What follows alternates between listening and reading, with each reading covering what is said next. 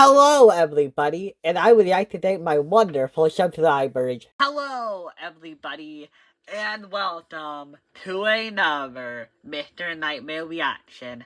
I know it's been a while, so let's just hop right into it with 3 disturbing, true, unexplainable horror stories. If you guys know me well, you guys know that I have never once said that something is truly unexplainable. I don't believe in that. The universe is a place, and that means that there's an answer to everything in that place, okay? That's what I believe in. Yeah, so I will try to see if these are truly unexplainable. When it comes down to it, like, if something is truly unexplainable, it's because the narrator doesn't know the reality of the situation. They could be hallucinating. They could be, like, misremembering. They could be embellishing the story. Because these are on YouTube. Yeah, you could just embellish it a little bit. You're lucky that I treat every story as if it actually happened. I have no proof that all of them happened. I only hope that they do. That they did. Oh my god, that's scary. Story 1 by Matt G. Ooh, you saying my name. I'll be the first to admit that I'm one of the most skeptical people I know. Good. I don't believe in ghosts or any other paranormal stuff. Good. I'm quick to dismiss stories that seem fake, or at the very least fabricated. Yeah. That's why I'm completely at a loss for words at what happened to me just weeks ago. Maybe I could help you. I wanted to write all of this while it was fresh in my mind. Good. I can't explain what happened to me, and to be honest, I'm still terrified. Okay. I thought to myself, maybe if I write what happened to me and share it with the internet, maybe someone out there can explain what happened. Maybe I can. Hopefully somebody out there can explain. My friend Steve and his wife were going out of town for the weekend for their anniversary. Okay. The two of them don't travel alone a lot because they have 2 children and a dog. Ooh. I know for some people that's a first world problem, and you're correct. But Steve isn't struggling financially. Yeah. He built this massive home in the middle of nowhere because he likes privacy. Oh, if you're fortunate enough to do that, I can't blame you. Well, for Steve and his wife, the stars were about to align perfectly. Really? The 2 kids were going out of town for some type of school trip. Okay. So they were going to be alone with just the dog. Yeah. When Steve told me all of this, I insisted on going over and watching the dog for the weekend so he and his wife could go on a romantic weekend getaway. He agreed, and the plan was set in stone. I would be watching his beautiful golden retriever for the weekend. Aw, you pupper. I made my way to the house on Friday afternoon. I didn't work weekends, so I planned on just staying there Friday through Sunday. Yeah. Steve stocked the house full of food and snacks for me, and made sure I had everything I needed. Best friend material. It was a bit overkill for a weekend pet sitting job, but I wasn't complaining. Yeah, I love dogs. Don't love quiet let the weekends, gift horse in the so mouth. win-win for me. Now for the scary part. What is it? On Friday night, the dog and I just hung out and watched movies. Steve sent me a text around 9 p.m. and said, "Don't get scared being all alone in that house. It can get pretty spooky at night when you're by yourself." Why would you say that? I gave him a single LOL text back and told him to shut up. As I said before, I'm a very skeptical person. I don't get scared of empty houses or being alone in the middle of nowhere. Yeah. I'm well aware that anything can happen, so I just don't get scared easily. Okay. I slept in the spare bedroom, and Steve's dog came with me. We went to bed around 1 a.m. At 3:21 in the morning, I woke up to the sound of the dog barking downstairs. It was that loud and vicious barking. I won't lie, that actually did scare me. Oh yeah, it's More a of loud a surprise sound. scare, not that scared out of my skin kind of scare. Yeah, no, that's I different. made my way downstairs, and the entire time, the dog never stopped barking. Damn. I finally found the dog in the kitchen, barking at the door that led to the basement. All the hair on his back was standing straight up. Yeah, no, the dog that's looked dangerous. incredibly spooked by something. Okay. I was calling his name and trying to calm him down. No. What you have to do is open the door and let him at it. No, wait, no. You grab a weapon, you put 911, you put the numbers 911 into your phone, and just like have it ready. You need to have it ready to call it as soon as you see somebody in the house, okay? Then you get a weapon, hopefully it's a gun, maybe it's just a knife. You open the door, and hopefully the dog will either run into the basement or he just gonna stand there.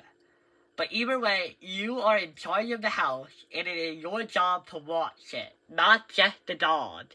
You are also a house sitter at this point. But he just wouldn't stop barking. Yeah. I grabbed the doorknob. Yeah. And this sent the dog into a spiral. What are you doing? He's now running back and forth barking and just going insane. Oh, shit. Of course, my first thought was maybe some kind of intruder in the basement. Yes. Okay. Possible, but unlikely. Maybe. Steve has all that super fancy security equipment. Oh, yeah, so breaking in is not something that's easy. Easy, but not impossible. From the kitchen and opened the door. The dog ran to the doorway, but didn't go down into the basement. He just stood at the frame and growled, his hair still sticking straight up. Okay.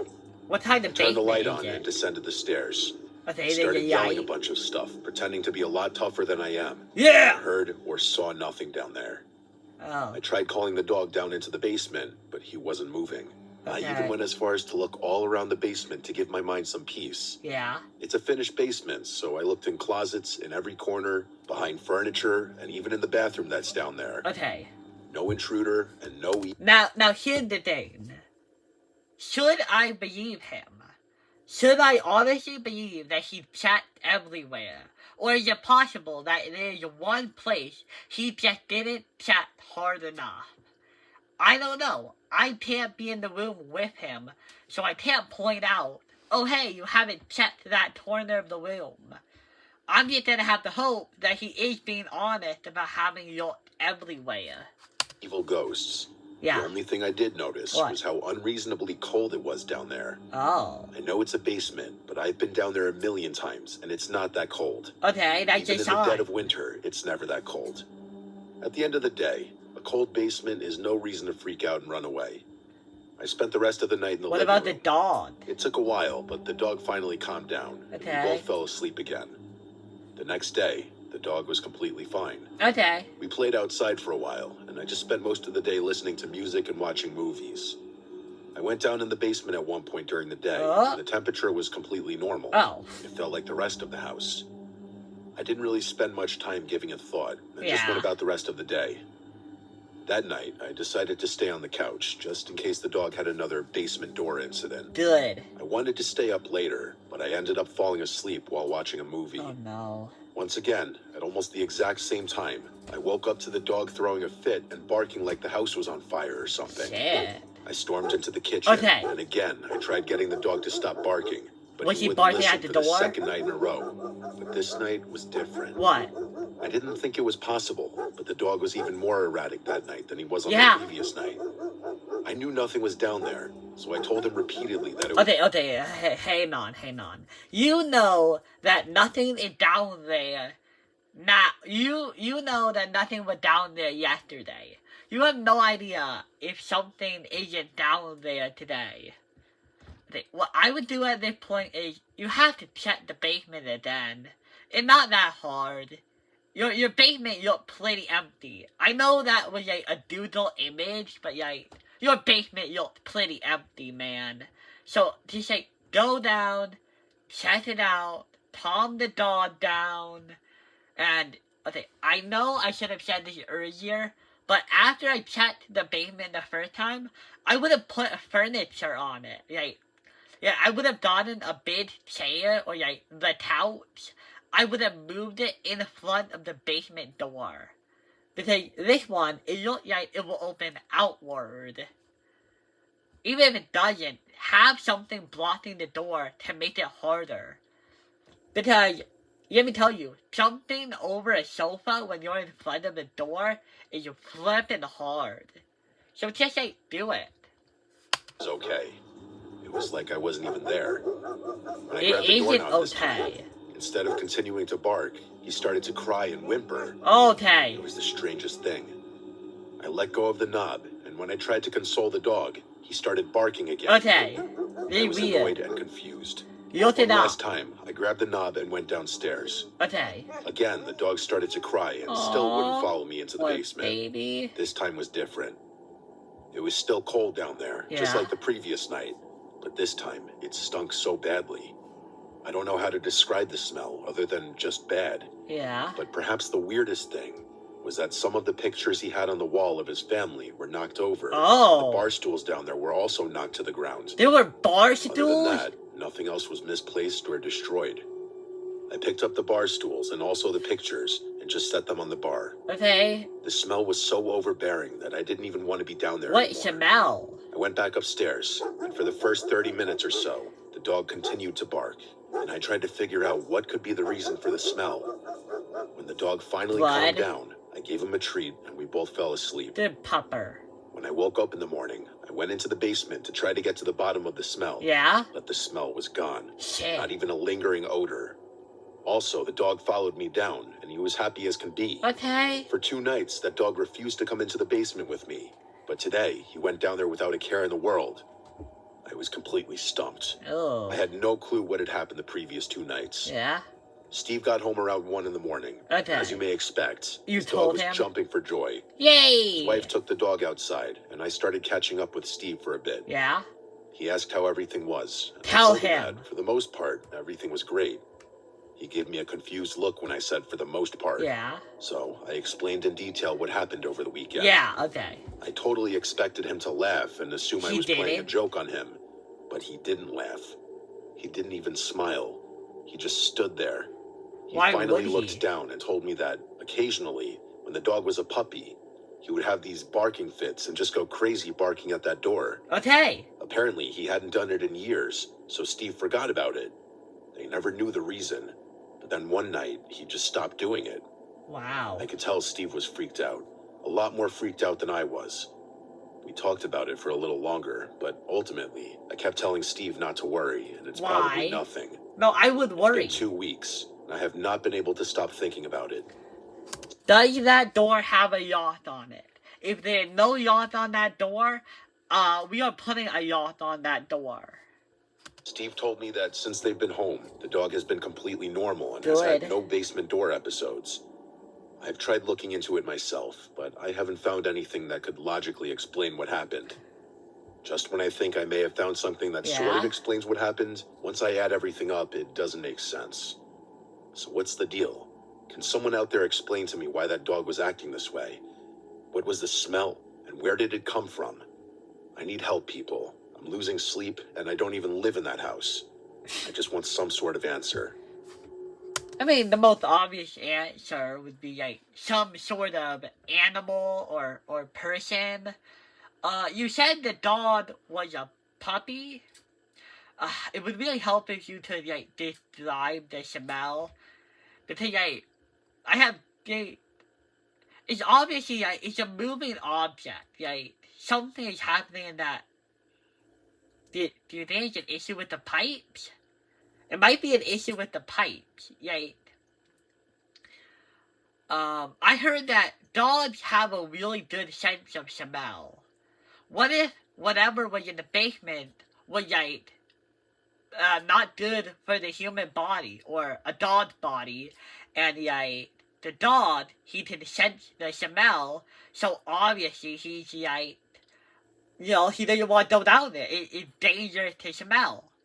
So maybe his crying and his whimpering isn't a sign that somebody is down there who is dangerous.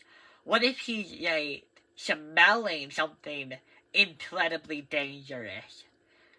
That would explain the scent and why it was so cold. What if there's some sort of pipe issue where, like, I don't know, whatever heating mechanism you guys are having, it broke temporarily. And of course, when it broke, it somehow brought the smell in. I don't really know how long smells last in the air, but you did say, like, you went back to it in the morning, right? That might have just been enough time for that to happen. As for why he would do it as a puppy, well, like, maybe that's another time the pipes did that. Heck, it might even be more likely because, of course, if the dog was a puppy, that means that the house was younger, and that, you know, maybe the pipe issue happened then, too. But if you're trying to look for a person, I don't know, like, some sort of wandering person who had a terrible smell.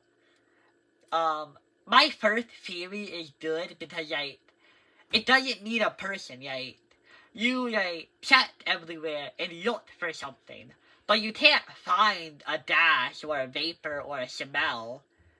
So that would explain why, like, that would explain why you couldn't find anything that Todd did. It wasn't a thing you could find. But, if you're looking for a person, I don't know, some random wandering person, how do you miss him? I don't know, maybe you were really tired, man. You never gave me a full video of you searching the basement.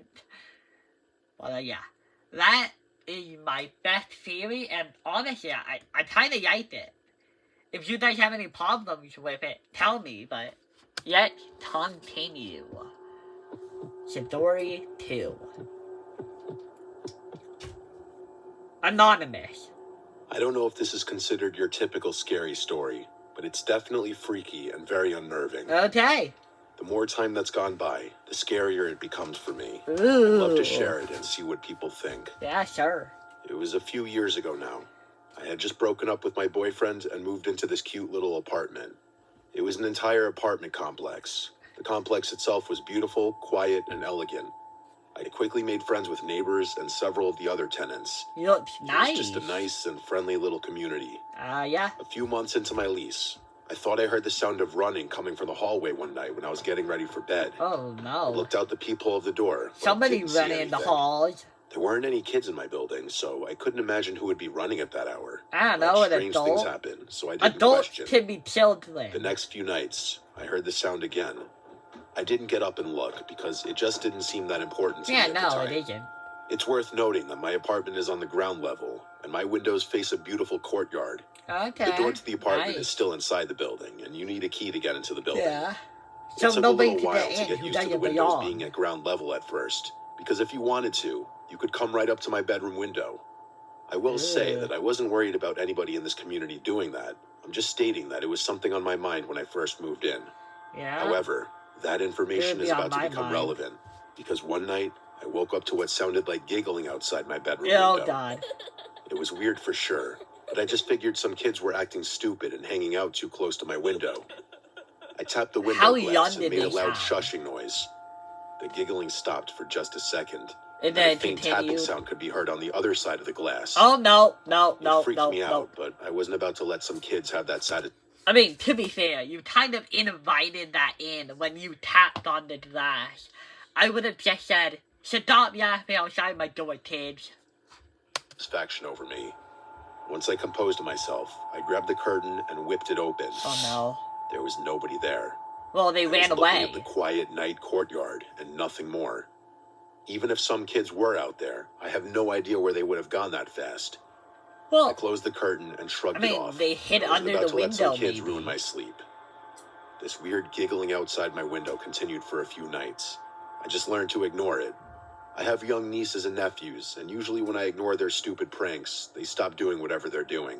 Okay. That was my plan with these giggling kids. I assumed that if I just stopped acknowledging them, they would stop trying to mess with me. And unless they gave me... You assume that they care that much about you? What if they're not even trying to annoy you? A reason to report them. I wasn't going to bother the apartment complex manager with this. Good. Don't be a Karen. It was 2 days later, while I was at work, that I received an email from the complex manager. What? She seemed short in the email. She asked if I could stop at the main office when I got home from work. Oh, no. She had to show me something, and she claimed it was urgent. Okay. I told her I could stop by after work. I remember all day long being stressed about it. I was worried my rent money didn't clear or something like that. Aww. When I showed up, she the told me to lock problems the of door. A man. She started talking quietly, almost in a whisper. What? This one guy who works in the security office came in and sat next to me. Yeah? The manager told me that while the security guard was monitoring some footage, he came across this. What? She showed me security camera footage of the hallway where my apartment is located. Around 2 a.m, 2 small hooded figures approached my door. Okay. They looked about the size of children who were maybe around 10 or 12. They were just standing there in the grainy footage. They look tall. It looked like they were standing about an inch away from the door. Oh, God. The scariest part of this was that when she fast-forwarded the footage, they didn't move at all. Oh, God. It was nearly 10 minutes of them just standing extremely close to my apartment door. Before they finally walked away, one of the small figures reached for the doorknob and tried opening the door. No. You can clearly see them jostling the door a few times, but it doesn't open. Yeah, well, duh. After the 10 minutes in the video, they skip away from the sight of the camera. They should dip? I was finally freaked out. Yeah. Whoever these kids were, they were targeting me for some reason. Yeah. I told the security officer and the manager about the window incident. Because you acknowledged them. If you never acknowledged them, then they probably would have moved on eventually. But when they looked back at the footage, they found nothing. Really? We still called the police and gave them a statement. Do it. They said if anything else happens, give them a call, but at that point, there really was nothing they could do. Yeah. The security officer attempted to see if they could find out where the kids skipped off to when they left my apartment door. No. It's almost like they vanished. They couldn't find them on any other camera on the entire complex. Dang. The next night, I decided to stay awake. I was going to catch these kids one way or another. What are you gonna do when you catch them? There was nothing. No giggles and no sounds from the hall. Oh. It was about a week later, and I heard something coming from the hall. Oh, no. It was about 1:30 in the morning. Go to the door. I muted the TV and listened intently. I heard the sound of my doorknob rattling around. They them. The kids were back at my door. Call somebody. I ran over nervously and yelled for them to get away. No. I could hear a child laughing, and then another soft child voice whisper, "Mom, we're home." What the fuck? Are you a woman? I didn't say anything. I looked through the peephole and just saw two small figures with their heads down. Goddamn. The voice whispered again, "Please let us in. We're home now." No. No. That last please that the child said almost sounded desperate. No, sorry, kiddo, sorry. You should really go to the main office to get help. What I would do at this point, I would not let them in. No. The kids, sleepy as hell, even if they are homeless or something. Listen, what has to happen now is I'll pretend that I'm gonna open the door. I'll say, okay, I'll open it. Give me a minute. And then, immediately, I'm calling them. I'm calling the main office or whoever, and I'm gonna say, hey, the kids are coming. The kids are at my door. Help me. In the quietest voice I can muster. And then, after that, I'm gonna go back to the door. I'm gonna rattle it. And act like I'm gonna open it. So, hopefully, if I keep talking to them and I pretend I can't open the door because it's broken, I can buy just enough time for the security guard to get there and deal with these kids themselves. I didn't care. Yeah. I yelled that their mother doesn't live here anymore and that I was going to call the cops. Why would you say that? Kids started to giggle. No. And the doorknob started to shake again. No. One of the kids started throwing their body into the door. door. My God. Budge. Call the police. I stood there holding the door for a minute. I didn't hear laughing anymore, and the doorknob wasn't shaking. When I looked one last time, nobody was out there. Oh, my God. I was still too afraid to open the door, just in case they were just outside of my view. I thought you had a plan. I called the police, and the cops were quick to assume it was just the local kids playing a prank on me.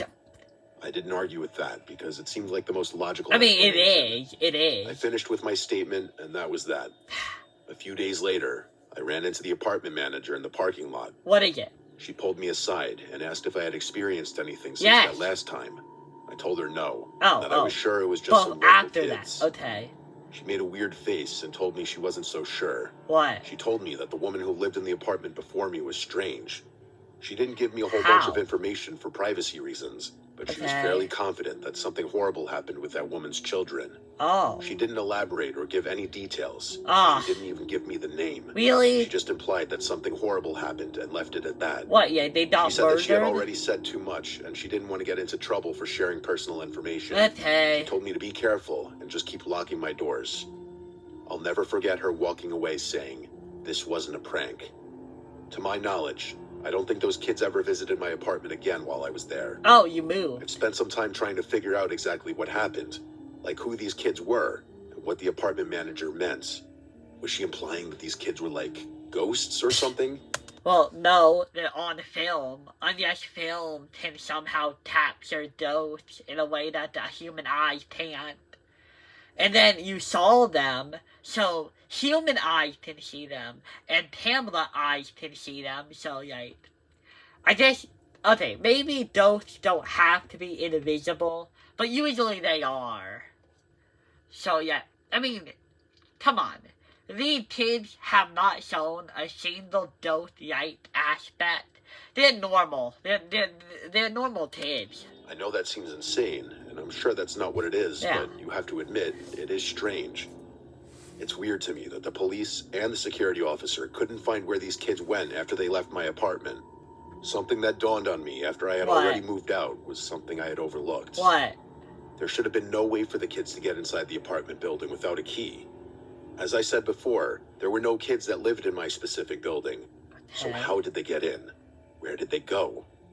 As time goes on and I reflect on the story, I get more freaked out. It's amazing to me that I wasn't more scared in the moment. I'm years removed and don't even live there anymore. I'm more scared today writing this than I was when I experienced it. I still don't believe in ghosts or anything paranormal, but I can't explain exactly what it was. Neighborhood kids are the easy solution. But the more I replay the memories in my head, the more impossible that seems. I know how this story sounds, but I think it's worth sharing. Maybe I really did have an experience with something not from this world. I mean, I definitely don't think it's like, I don't think it's ghosts or anything like that. I mean, something terrible happening to those kids. They might have ended up in the asylum. They might have been abandoned by their mother at some point. How did they have a key? Well, if their mother really did live there, maybe she took the key and they got it. Or they stole a key. Maybe they went to the main office at some point. But I assume that, the main office is open to the, not the main office, but, the main desk where you can get the keys and, get a room. That's probably open to the public, so, maybe one of the kids was able to sneak into a bathroom, get a key to a room. Not to a room, to the building, and let themselves in. What about the cameras? I mean, I don't know how well the cameras are placed. Maybe there are some convenient blind spots, which would make sense if they lived there. After all, the door woman, or whatever she was, did say that, she did say that the previous owner actually had kids, which that makes it more likely that the kids actually were real and that they were the previous owners. But yeah, those are my two theories for these two stories, and yeah, I think I'm gonna have to break it into another part for the last one. So yeah, I hope to see you guys there. And bye!